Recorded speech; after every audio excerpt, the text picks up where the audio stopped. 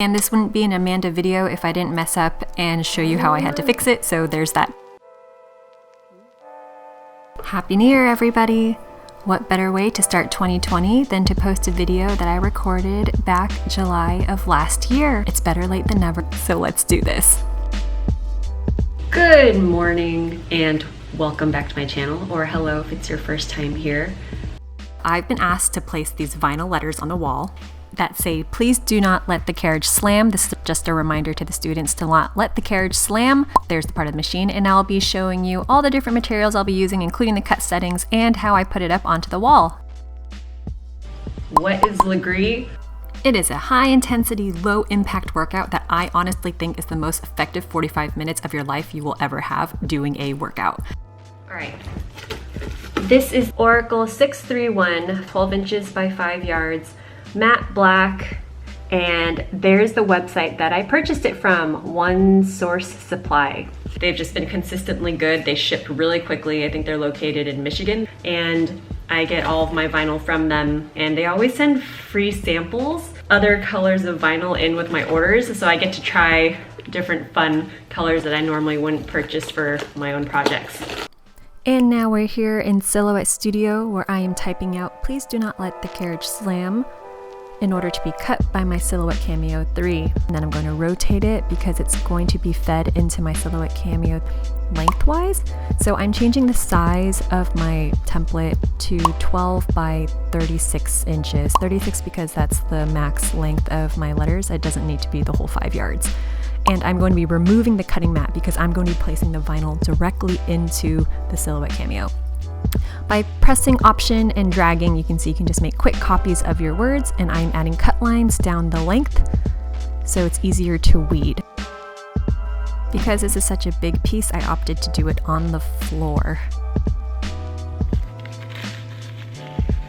Since I'm not using a cutting mat, I'm going to want to pull the roller from the farthest blue triangle to the next one over, so then the vinyl will be underneath both rollers on each end. Pull that tab down in order to slide the locking mechanism over, and then push that tab to go back into place. There is a locking function on this piece that I broke, so make sure you unlock it to move it and then lock it back so it doesn't move around. I'm lining up the edges, so with that blue edge there and the blue edge on that side. As I am holding the vinyl, pushing it slightly underneath the rollers, I'm going to click the load button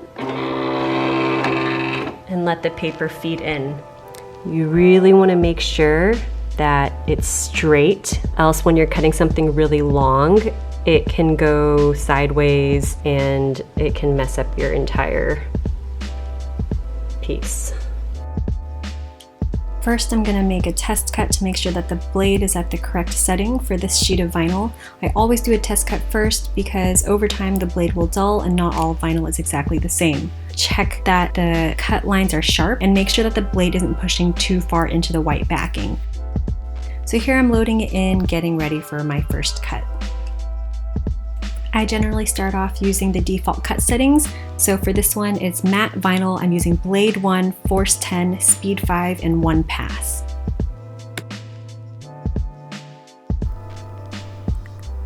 Now you can see it's cutting those cut lines all the way down horizontally, and then at some point it falls off the rollers. Excuse my chipmunk voice as this video is sped up. Here's some real life frustration and me trying to figure out how am I going to fix this. Alright, and this is why you buy a lot of extra vinyl, because it doesn't always go as planned. Why does nothing ever go right?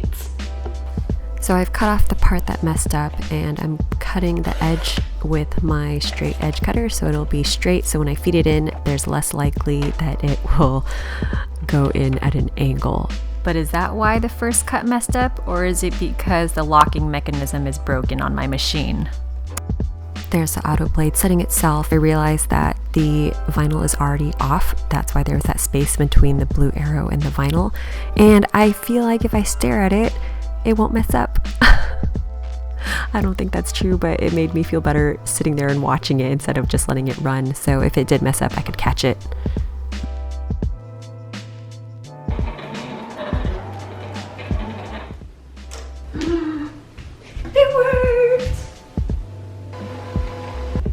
think this is just a thing for me. The first time doesn't usually work out. Second time's a charm. All right, time to cut off that extra vinyl and start weeding. So I'm weeding out all the insides of the letters of O's, D's, A's, E's, all of those letters. And when I weed, I just stick the piece on the side of my hand. I find that to be the easiest. And then I take it all off in one go. When you're taking off the large piece of vinyl, you want to make sure that it's not lifting up any of the letters that you're trying to keep down onto the backing. Sometimes the pieces get stuck, but that's okay. You can just weed it out later. Oh, you saw that A lift up, just stick it back down. So after I finished weeding this, I realized that the G didn't cut all the way. And so my plan was to take my X-Acto knife and run it along the edge of the G and try to just cut that out. Maybe that could have worked, but I didn't like that. I just ripped off that G and took one of the G's from the first piece that I cut, and I'm just gonna line up the bottom of the letters and stick that G on. And lastly, we're going to be putting on the transfer paper to transfer the vinyl over onto the wall. I'm using Aura Mask in medium tack. Take your squeegee tool, run it across the transfer paper so there's no air bubbles.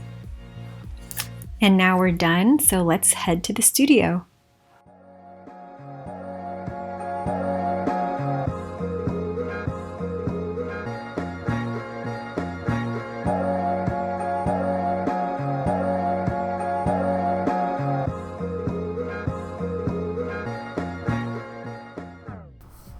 Here are the materials we'll be using. So we have our vinyl, I have a level tool, my laser level, and my squeegee. After editing this video, I realized I didn't actually use the level tool, and I'll also be using painter's tape. So let's cut out the pieces, and then I'm going to line them up on the floor where I plan to place them up on the wall. So taking my painter's tape, I'm going to stick up the vinyl on the wall using my laser level to make sure that it is straight across the wall. So you want the bubble to be in between those two lines. And then after that, I'm going to tape down the middle very well. Once I tape down the middle, I'm going to use the squeegee tool and then slowly peel it off. This took a lot longer than I thought it was going to.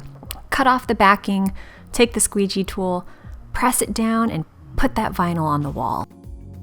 Take that tape you put in the middle, move it 2 to 3 inches over to the left so there's no white paper on the back of the transfer paper.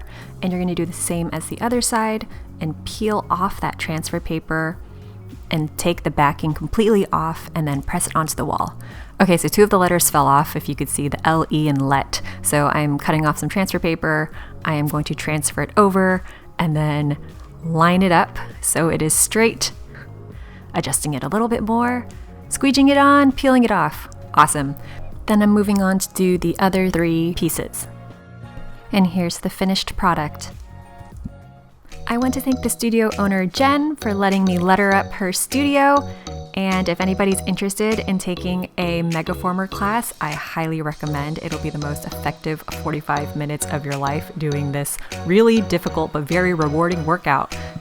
So if you need a resolution for 2020, go check out Transform Fitness Studio. Thanks for watching.